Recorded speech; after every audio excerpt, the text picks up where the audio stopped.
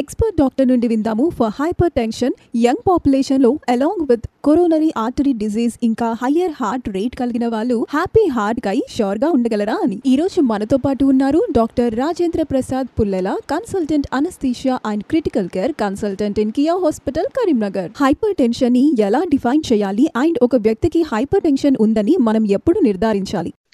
So hypertension is diagnosed when the systolic blood pressure is more than 140 and the diastolic blood pressure is more than 90.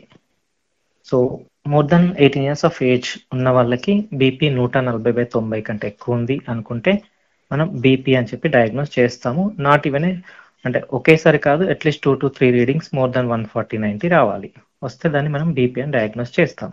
High blood pressure ని మనం పూర్తిగా నయం చేయవచ్చా? No, it can not be cured actually. So with regular treatment తీసుకుంటే it will be under control. But మనం ఒకవేళ మళ్ళీ medicines తీసుకోవడం స్టాప్ చేస్తే ఇట్ మే మళ్ళీ ఇంక్రీజ్ అయ్యే ఛాన్సెస్ ఉంటుంది. సో రెగ్యులర్ ఫాలో అప్ అవసరము, మెడికేషన్స్ యూజ్ చేయడం కంపల్సరీ అవసరం అవుతుంది.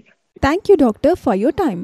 యంగ్ పేషెంట్స్ లో హైపర్ టెన్షన్ ఇంకా హార్ట్ అటాక్ ఇన్సిడెంట్స్ ఇటీవల పెరిగాయి. ఇఫ్ ఎస్, దాని యొక్క అండర్లయింగ్ కాజ్ ఏంటి? Yes actually olden days more then 50-55 years ఉన్న వాళ్ళకే BP, diabetes and hypertension diagnose అయ్యేవి. బట్ ఇప్పుడు recent lifestyle modifications because of stress and వీటి వల్ల యంగర్ ఏజ్లలో అంటే బికాస్ 20-25 ఇయర్స్లో కూడా కొలెస్ట్రాల్స్ పెరిగిపోవడము, ట్రైగ్లిజరైడ్స్ పెరిగిపోవడము, ఇవన్నీ కూడా మనకి యంగ్ ఏజ్లో బీపీ రావడానికి most of the common causes అన్నమాట. వీటి వల్ల బీపీ షూటప్ అవుతుంది.